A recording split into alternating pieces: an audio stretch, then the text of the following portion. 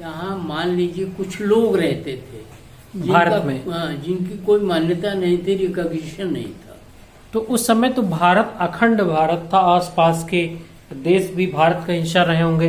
अगर हम शुरू की बात करें तो नहीं थे। हाँ, भारत अलग था और वो देश अलग थे, उसके बीच में पहाड़ था। ये हिमालय, आज का जो बांग्लादेश है, पाकिस्तान है, या जो अन्य पड़ोसी ये सब देश, भारत के भूभाग थे। ये भारत तब के बाद में हुए हैं। हाँ। पहले भारत कोई देश ही नहीं था। हाँ, ये मान के चलिए हाँ, कि भारत कोई देश नहीं था, एक भूभाग था। हाँ जी। अब जो ये हिमालय पर्वत 600 किलोमीटर ज्यादा में फैला हुआ है। हाँ, एग्जैक्टली तो नहीं कह सकते, लेकिन बहुत हाँ, लगभग लंबी श्रेणी है, पर्वत श्रृंखला है। हाँ, उन पर्वत श्रृंखलाओं को पार करके इधर आना या उधर जाना बहुत मुश्किल काम था। इसी तरह से जो सागर थे या समुद्र थे या वो ये थे, इसको भी पार करके आना बड़ा मुश्किल था। ठीक है जी। लेकिन गोलन और खैबर दर्रे थे हिमालय के अंदर, लोगों ने काट के बनाए होंगे, या जो भी हो, जैसे भी हो, या प्राकृतिक रूप से बन गए, या प्राकृतिक रूप से बन गए हो। वो उनका नाम जो है बाद में लोगों ने नामकरण किया खैबर दर्रा और गोलन दर्रा। और भी दर्रे थे। ये जो दो दर्रे हैं जिनका आप नाम ले रहे हैं, ये दर्रे किस पड़ोसी देश की सीमा के तरफ थे? ये ईरान, इराक, अफगानिस्तान, ये जो जितना ये भूभाग है, रशिया, आज का रशिया भी, ये सब जो है उस समय कोई देश तो था नहीं। उधर कुछ लोग रहते थे, कुछ लोग इधर रहते थे। वो जो रहते थे तो उनके बीच में आना जाना मुश्किल ही काम था, लेकिन उन दर्रों के से उधर के लोग इधर आते थे और इधर के लोग उधर जाते थे। मुख्यतः उधर के लोग ही इधर आते थे। यहाँ के जंगलों में वो काट करके कुछ खाने पीने की चीजें जो है पैदा होती थी, कुछ फल पैदा होते थे प्राकृतिक रूप से, जैसे सेब कश्मीर में, स्वाद घाटी में सेब होते थे। और केरल जो बाद में भूभाग बना, केरल के इलाके में मसाले होते थे। मतलब खनिजों से भरा हुआ ये इधर का इलाका था। जमीनें ज्यादा थी और पहाड़ कम थे और उपजाऊ जमीनें थी। उपजाऊ जमीनें थी, उसमें थोड़ी बहुत ही काम हो रहा था उस समय।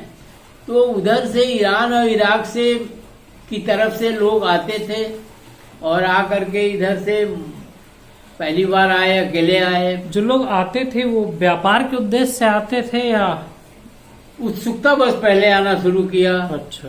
फिर बाद में उनके समझ में आया कि यहाँ से अगर हम मसाले ले चलते हैं तो हम लोग जो है मांसाहारी हैं, इन मसालों की खुशबू से जो है वो अच्छा बनेगा। ये दिमागों की उपज थी प्रारंभिक रूप में। हाँ, कि मांसाहारी इलाकों में, क्षेत्रों में मसाले की उपयोगिता बढ़ेगी। हम ये कहें कुछ स्थिरता, मतलब कुछ चीजों की जानकारियां नहीं थी, धीरे धीरे उसकी जानकारियां ली गई जी। जैसे सेब का फल, नाशपाती का फल, वो स्वाद घाटी में और कश्मीर में पैदा होता था जी। पहले तो लोग उत्सुकता बस आते थे कि यहाँ क्या होता है भाई देखे जी, पर्यटन के हिसाब से आते थे। जी जी जी। बाद में उनके अंदर एक धीरे अकेले आए जी। फिर यहीं रह गए, कुछ लोग यहीं रह गए, कुछ औरतें भी आई, कुछ लोग वापस चले गए, कुछ लोग यहीं रह गए। तो ऐसा भी हुआ कि यहाँ जो औरतें थे उनसे शादी कर लिया उधर के आने वाले लोगों ने। जो लोग उस समय आए और यहीं आके रह गए, उनकी क्या कोई धार्मिक या जातीय आइडेंटिफिकेशन उस समय थी भारत में? कोई जातीय कोई धार्मिक आइडेंटिफिकेशन नहीं था। रहन सहन का तरीका उनका अलग हो सकता है और इधर के रहन सहन का था। इधर जो इतिहास में मिलता है बाद में कि इधर मूल निवासी थे जो सूर्य की और सूर्य प्रकृति की पूजा करते थे, प्रकृति की पूजा करते थे। और ये भी जो है मांसाहारी थे। जैसे अग्नि वो पाषाण काल है, ये काल है, वो काल है, जैसे करते हैं, तो धीरे धीरे यहाँ भी सभ्यता का विकास हुआ, उधर से भी विकास हुआ। तो ये क्रमशः है, मतलब ये है कि वो धीरे धीरे धीरे धीरे चीजें बदलती गई। नहीं, अगर वो जो लोग आए बाहर से, कुछ लोग रुक गए, कुछ आते जाते रहे, तो वो लोग यहाँ से तो मसाले ले गए, वो लोग उधर से लाए भी कुछ नहीं। देखिए, उधर से लाने का तो ये है कि वो उधर से मेवे और फ्रूट लाए। अच्छा, वहां से वो मेवे लाए, जैसे ही आपके फ्रूट्स हैं, मेवे हैं, ये ड्राई फ्रूट्स लाए वहां से कालीन लाए, वहां से भेड़ बकरियां लाई, वहां से और नस्लों की चीजें लाई। ये तो एक सिलसिला था, एक आदान प्रदान, आदान प्रदान का, कि यहाँ ये चीज अच्छी लगी, फिर धीरे धीरे ये लोग भी जाने लगे। बाद में कुछ इलाकों में वहाँ ऐसे ही थे, कोई बस्तियां थी नहीं जी। इस कबीलाई जैसे कल्चर कहते हैं, हाँ, जो कबीले यहाँ थे, हाँ, वही कबीले उधर भी थे। हाँ।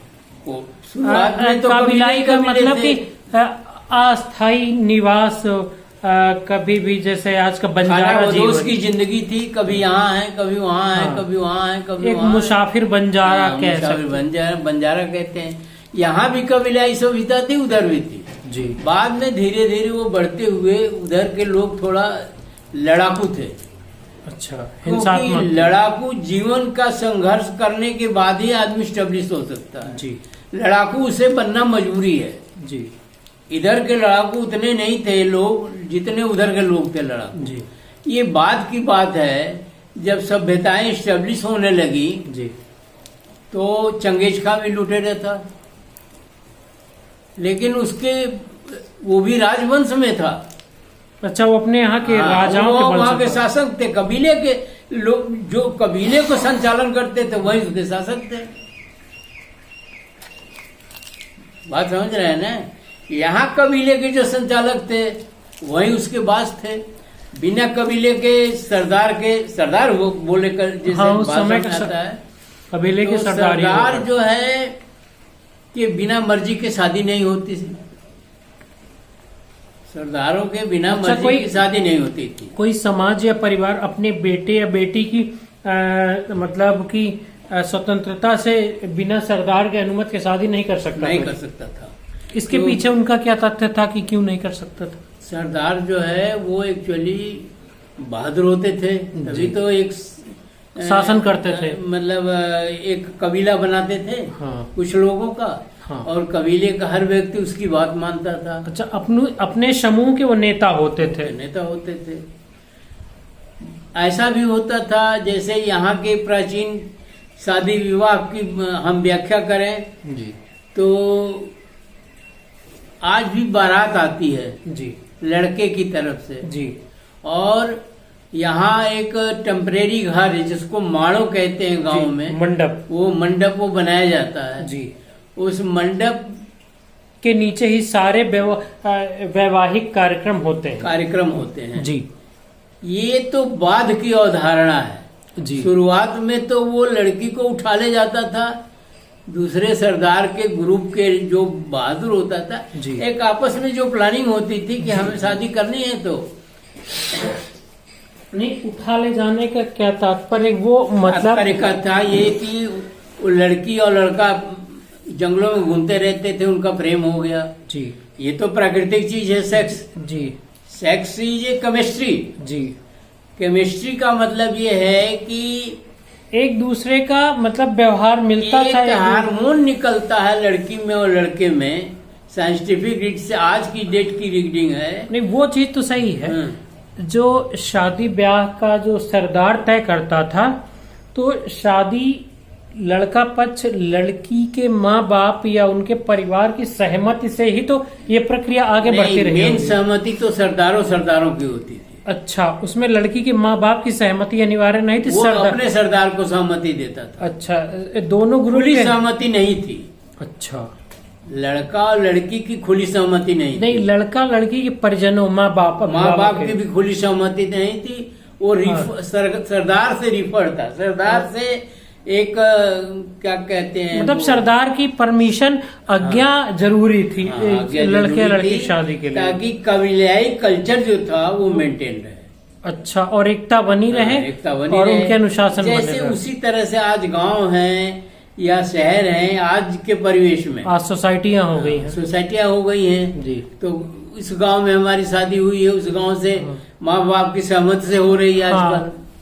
एक बताते हैं लोग कि माड़ो जो गाड़ा जाता है, मंडप, हाँ मंडप जो गाड़ा जाता है, वो इसी का प्रतीक है कि बारात पक्ष वाले लड़के वाले आए जी, और सब लूट पाट कर लड़की को उठा ले गए।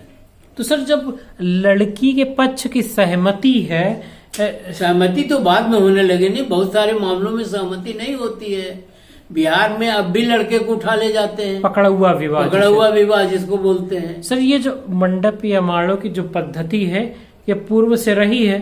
पूर्व से नहीं रही, बाद में उसको लीगलाइज किया गया एक तरह से, बाद में अच्छा, इसको सामाजिकरण किया गया, इसको एक सामाजिक रूप दिया गया। लूटपाट में हत्याएं भी होती थी, लूटपाट में खून खराबे भी होते थे, संपत्ति का विनाश होता था, तो उसको एक सामाजिक ढांचा दिया गया कि भाई आप आओ जी, लेकिन सहमति से शादी हो, सहमति से इसकी बात हो, और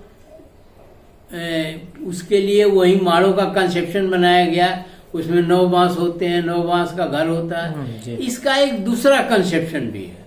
वो दूसरा क्या? दूसरा कंसेप्शन ये है कि वो आगे आकर के हुआ। दूसरा कंसेप्शन है कि एक दंपति के, एक पति पत्नी के 2 या 3 बेटे हैं जी, 2 या 3 बेटे हैं जी, तो 2 और 3 बेटे हैं, तो बारी बारी से सबकी शादियां होंगी जी।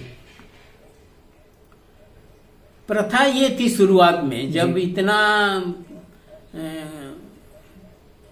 क्या कह लीजिए, आधुनिक कल्चर नहीं था, आधुनिक कल्चर नहीं था, तो उस समय ये होता था कि आधुनिक कल्चर, जो आज का आधुनिक कल्चर है, उसमें काफी विकृतियां हैं मेरी समझ से जी। पहले के कल्चर में ये होता था कि आबादी कम थी, लड़के की शादी तब करते थे लोग जब उसको घर बनवा के दे देते थे जी, या वो घर अपना बना लेता था स्वयं जी जी। ठीक है, मतलब अपना एक स्थायित्व तो लड़के को मिल जाता तभी तो था, शादी करेगा ना, तभी तो लड़की को रखेगा ना, जी जी, है नहीं जी जी। तो एक अस्थाई घर बनाने के बजाय सबके बस की नहीं थी इतना, मतलब रुपए पैसे नहीं थे लोगों के पास, इतने संसाधन नहीं थे, तो एक वो बना दिया कि एक माड़ो बना दो भाई, 9 बांस का, 9 कमरे का घर होता है जी, वो 9 रत्नों से, ग्रहों से लिए गए हैं जी। तो उसी तरह से एक माड़ो बना दो, उसी में शादी करवा दो, नया घर मान लो। तो सर ये जो माड़ो पद्धति है, ये जब काफी पहले से है, तो क्या ये धार्मिक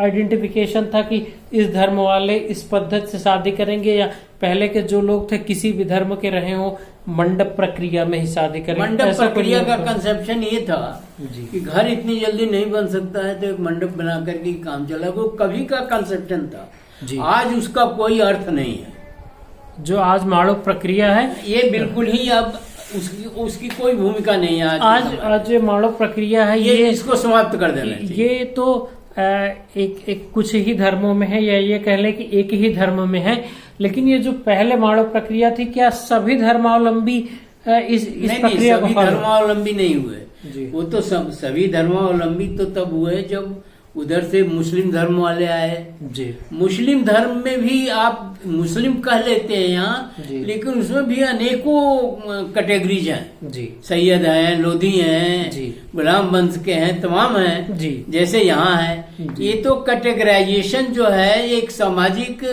प्रक्रिया है, जिसकी आदतें मिलती जुलती थी, या जिसके जो खान पान, वो उस हिसाब से भी धर्म का प्रारूप बनता गया भारत में, बनता गया भारत में या कहीं भी, हाँ, ऑल ओवर द वर्ल्ड कहीं भी।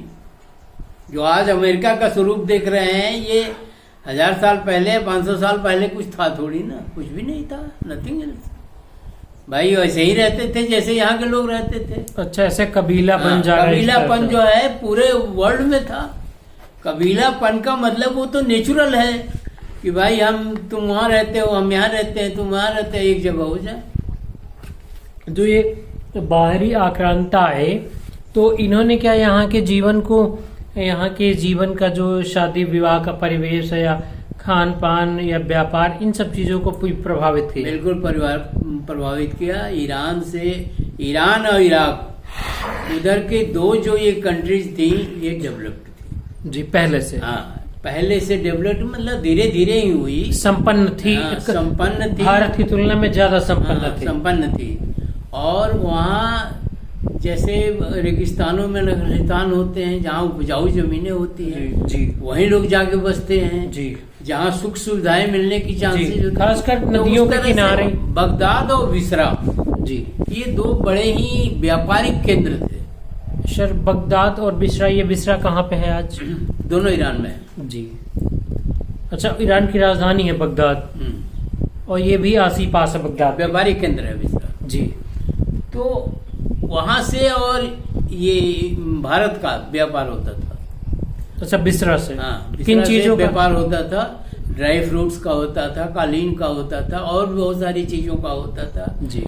तो वो वहां से ऊंट पर लाद करके खैबर दर्रे से यहाँ लाते थे, और यहाँ से फिर लाद के ऊंट पर ही वहां ले जाते थे। अच्छा, जो उस समय के व्यापारी थे या जो इस काम में जो लोग सम्मिलित थे, इन्वॉल्व थे? धीरे धीरे ये प्रक्रिया, सामाजिक प्रक्रिया, ये धीरे धीरे होती है। तो अभी आप देख लीजिए कि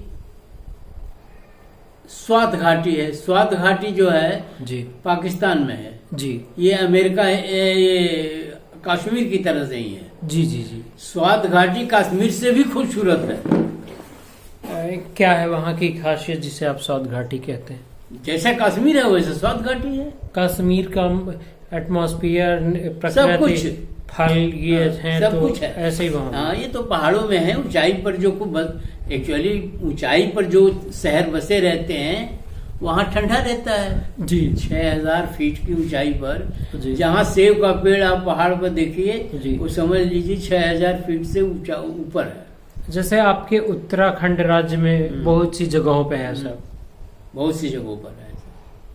उत्तराखंड राज्य में मैं रहा हूँ, तो बहुत सी जगहों पर जहाँ सेब पैदा होता है जी, वो समझ लीजिए 6000 फीट से ऊंचा, 6000 फीट या लगभग में है, या लगभग ये में। प्रकृति और समाज दोनों को ही मिलाने पर भी तो बंटवारा होता है ना। जी, जी, जी। तभी तो डिवीजन करेंगे आप। तो इस तरह से आप देखेंगे कि ये पाकिस्तान जो बना, जी, जो पाकिस्तान आजकल है, ये हिंदुस्तान का हिस्सा था जी। वहाँ कुछ लोग उधर से आए, मुस्लिम रीति रिवाज वाले, मुस्लिम में भी बहुत सारे रीति रिवाज हैं जी, तो वो उधर ही बस गए जो उधर उनके नजदीक था। क्या मतलब मुस्लिम में भी ये माड़ो कल्चर पहले से था? नहीं, शादी के उद्देश्य उनके यहाँ नहीं था, उनके यहाँ अलग था जी। उनके यहाँ इनिशियल स्टेज का तो मुझे नहीं पता, लेकिन बाद के स्टेज का है कि एक उनके यहाँ मेहर दिया जाता है कि लड़की हम आपको दे रहे हैं जी, लेकिन इसके जीवन यापन के लिए एक आप अपनी संपत्ति का हिस्सा निकाल करके जी देंगे इसको, उसको मेहर बोला जाएगा और वो रजिस्टर्ड होगा, शादी में उसका ये उल्लेख होगा, निकाहनामा में उसका उल्लेख किया जाएगा, और जब शादी टूटेगी तो ये आपको लौटाना पड़ेगा। अच्छा, वो जो मेहर होता है वो लड़की के पास सेफ एज ए सिक्योरिटी जमा होता है? जितना मेहर आपने कबूल किया है उतना उसको लौटाना पड़ेगा अगर शादी वो मेहर किसी धन के रूप में, धातु के रूप में? नहीं, धन के रूप में दिया जाता है। अच्छा, जो धातु मुद्रा के रूप में जो है हिंदुओं में या कह लीजिए भारत में दिया जाता है गहना जी। गहना जो है वो देते हैं, गहना बर्तन। वो गहना उसका लड़की का जो है वो धन होता है, एक तरह से मेहर होता है। जी जी। हाँ, वो गहने पर आप अधिकार नहीं जता सकते जी। उन जो इस्लाम में मेहर की प्रक्रिया है उसमें वो जो मेहर होती है वो मुद्रा के रूप में होती है, जो वहाँ की करेंसी हो। हाँ, करेंसी में लिखा जाता है, वो लिखा जाता है निकाहनामा में कि इतना रुपया मेहर पूछा जाता है कि आप कितना मेहर दे रहे हैं। तो जब पहले के समय में जब आज की तरह रुपया या डॉलर नहीं रहा होगा, तब शादी ब्याह में क्या मेहर या दहेज की प्रथा रही होगी अपने अपने धर्म के हिसाब से? भाई अब उस समय का तो ज्यादा नहीं मालूम, लेकिन ये है कि उस समय भी कुछ न कुछ रहा होगा आदान प्रदान का। जैसे क्या पशु पक्षी वगैरह का आदान प्रदान भी दहेज के रूप में कभी होता रहा होगा? जैसे गाय, भैंस, घोड़ा। और गहने को दहेज नहीं मानते हैं। अच्छा, ये लड़की का स्त्री धन मानते हैं।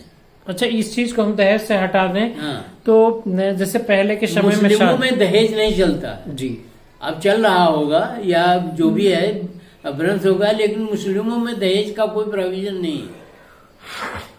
नहीं तो पहले मान लीजिए कि हम दहेज नहीं मेहर की ही बात करते हैं, जब कभी करेंसी ना रही होंगी आज की तरह रुपया, डॉलर या जो अन्य करेंसियां, तो उस समय जो चल रहा होगा उसमें उसके रूप में दिया जाता है। उस समय क्या ऐसे में जानवर, गाय, बकरी, ये भी दिए जाते मुर्गी, हैं। घोड़ा, हाथी, ऐसा भी कुछ जो भी उस समय प्रचलन होगा, मुद्रा का प्रचलन होगा जी, वो तो आपको बाद में ही बता सकते हैं। मुद्रा का जो प्रचलन होगा उसी मुद्रा के रूप में दिया जाता है।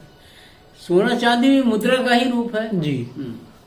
भाई पैसा आपने अगर 25,000 निकाल लिया तो 25,000 का 25,000 ही रहा जी। लेकिन सोने चांदी के रूप में आप देते हैं। जैसे इधर गहने पहनने के रिवाज है जी, वो रिवाज बन गया इसलिए कि हमें गहने के रूप में ही सोना चांदी देना है जी, गहने के रूप में ही देना है, तो बनाना पड़ेगा गहने। और उनसे एक स्टेबिलिटी है, स्थायित्व है।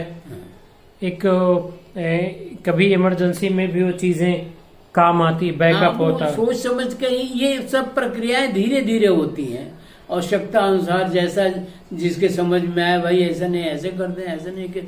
अब वो प्रथाएं पुरानी भी बदल रही हैं। आप देख रहे होंगे कि शहरों में कोई माड़ो नहीं गाड़ता, नहीं होटल में भी एक उसका एक वो प्रतीक बना दिया जाता है। हाँ, लेकिन माड़ो नहीं गाड़ा जाता है, कोई जगह ही नहीं है, बांसी नहीं है, तो कैसे गाड़ेंगे आप भाई?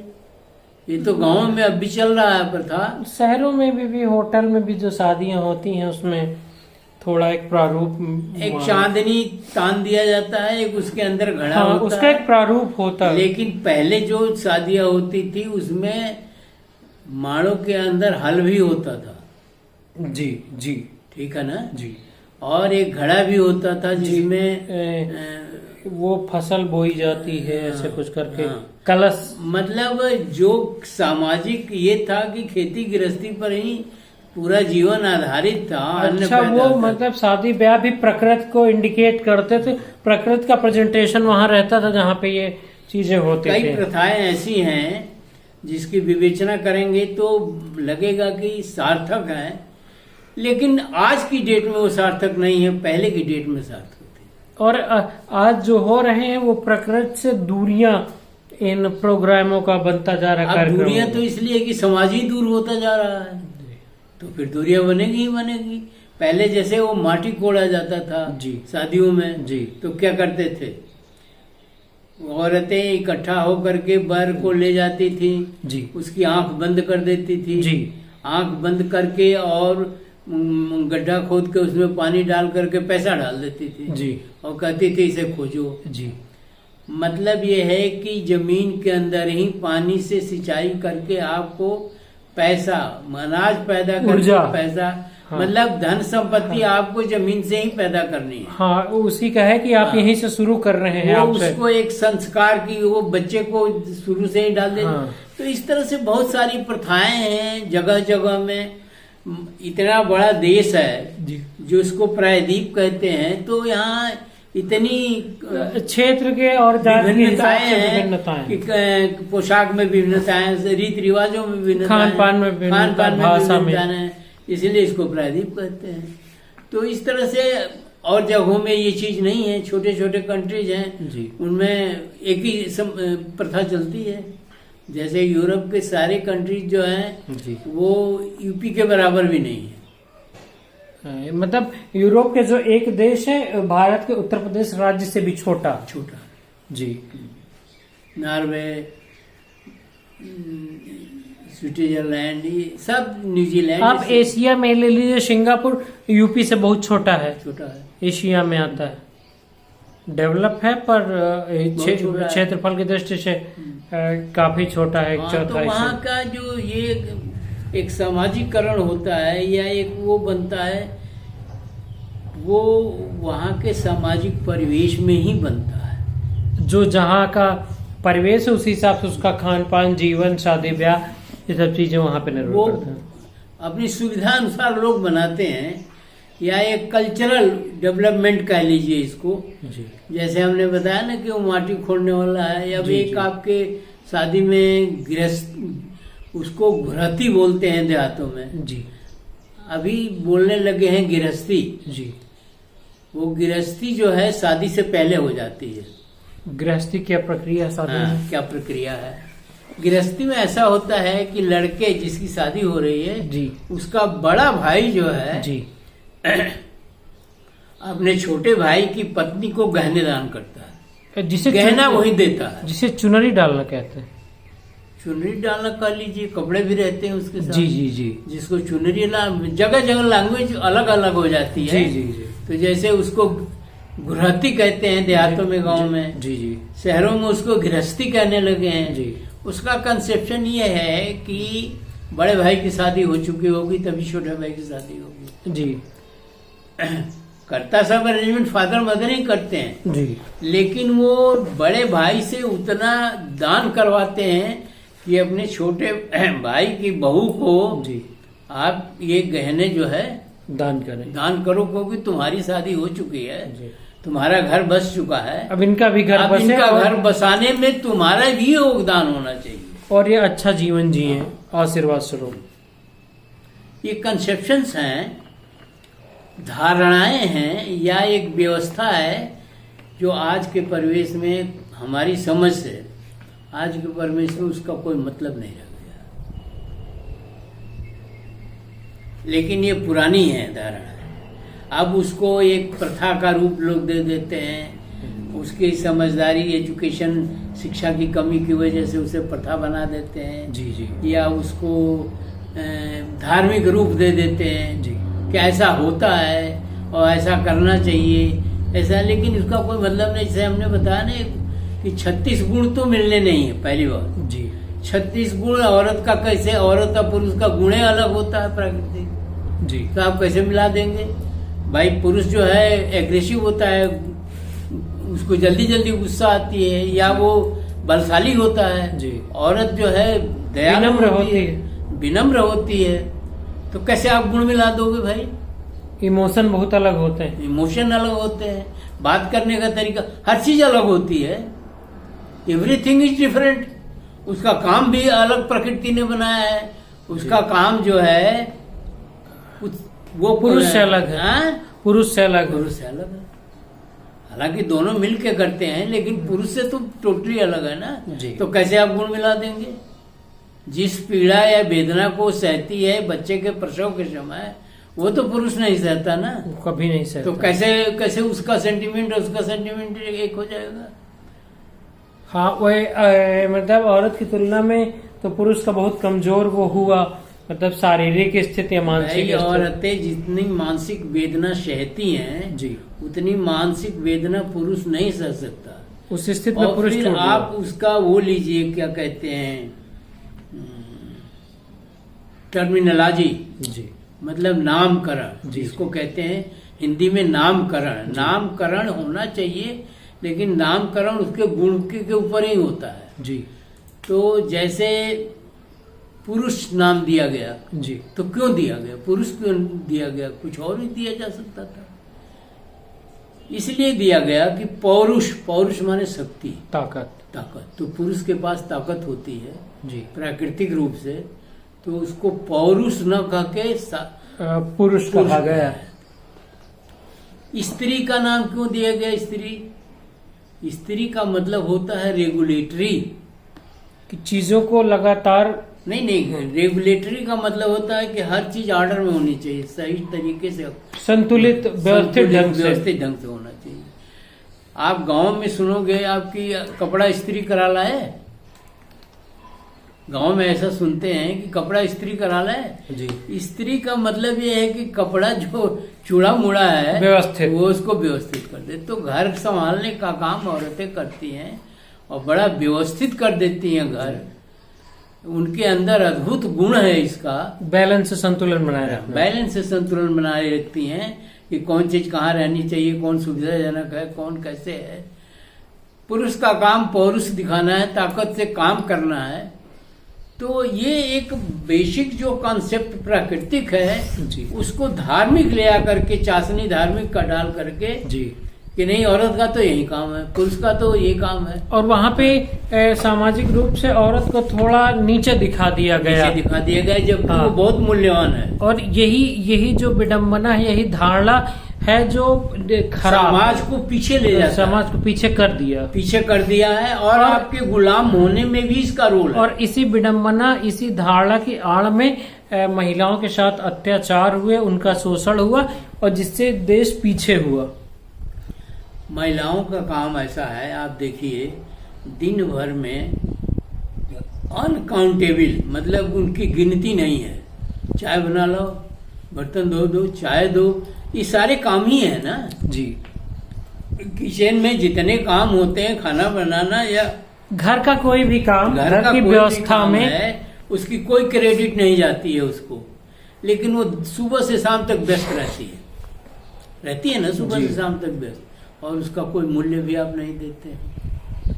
और सामाजिक रूप से जो अभी तक कुरीतियां चली आई, उसमें महिलाओं के इन सारे योगदानों को धता बताया गया, मतलब उन पे पर्दा डाला गया, उनको अंधेरे में रखा गया, उसका मूल्यांकन ही नहीं किया गया, उसका वैल्यूएशन ही नहीं किया गया।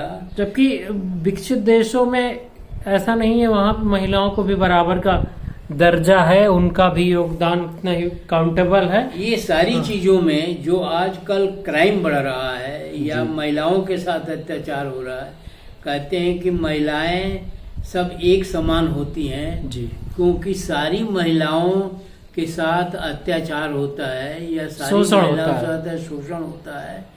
तो एक ग्रुप के लोग, जब सबका दुख एक ही है तो वो एक ग्रुप बन जाता है जी। तो उसी तरह से महिलाओं का एक ग्रुप है कि इनका शोषण बहुत ज्यादा होता है। कहाँ?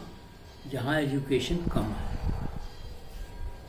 जहाँ एजुकेशन कम है वहाँ महिलाओं का शोषण ज्यादा है जी, और जहाँ एजुकेशन ज्यादा है वहाँ महिलाओं का शोषण कम है। तो शोषण अगर महिलाओं का होता है तो पूरे समाज का भी शोषण होता है। हाँ, और वहीं से तमाम कुरीतियां जन्म लेती हैं और जिससे वहीं से तमाम कुरीतियां जन्म और जिससे समाज जो प्रदूषित होता है और समाज का जो विकास है किसी देश का, समाज का, वहीं से अवरुद्ध होने लगता है और वो डिस्टर्ब रहता है। परिवार हो या देश, अगर महिलाएं या साथ वाला मतलब खुश नहीं है, प्रसन्न नहीं है, तो वहाँ फिर आप देखे होंगे, मैंने पहले के भी परिवेश देखे हैं जब महिलाएं अशिक्षित, बिल्कुल अशिक्षित हुआ करती थी जी। आजकल तो थोड़ी बहुत जो है शिक्षा का जी। है, बहुत शिक्षा तो नहीं है लेकिन शिक्षा का है।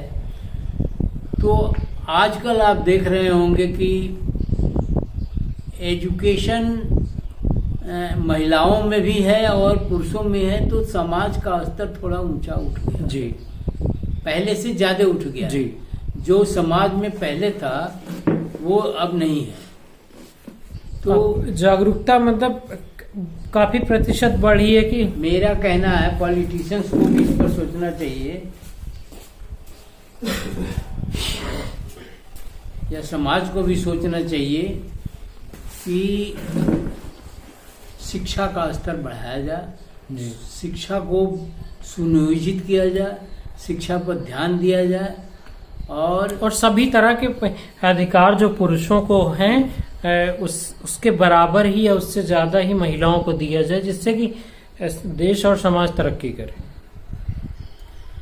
मेरा मानना है कि ये जाति और धर्म इस देश से समाप्त हो जाए तो इस देश को बढ़ने में ज्यादा समय नहीं लगेगा। ये जाति प्रथा खत्म हो जाए जी, और ये धर्म का ढोंग पाखंड आडंबर खत्म हो जाए जी।